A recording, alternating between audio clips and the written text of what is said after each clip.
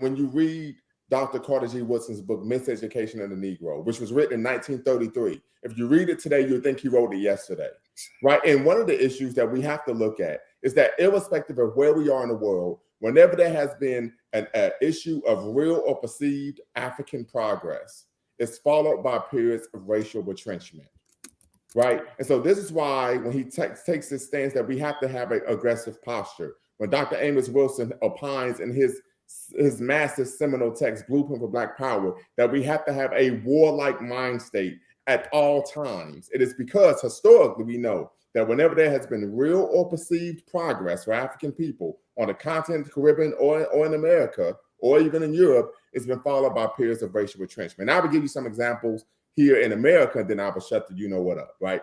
So, number one, after Reconstruction, it was followed by the period of that Rayford Logan called the first nadir, right? The nadir of race relations, right? After the Civil Rights Movement, it was followed by law and order.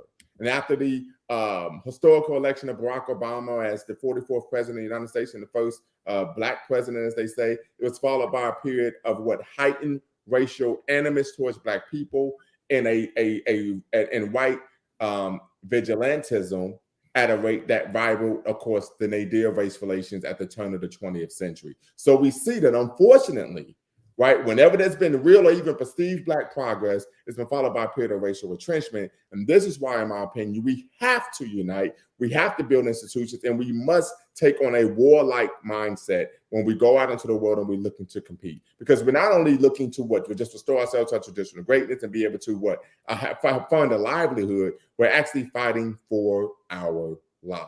Right, exactly. Our people do not realize that we're literally at war. We've been under attack for centuries, and we just don't realize it. And now it's even worse because now it's a mental war.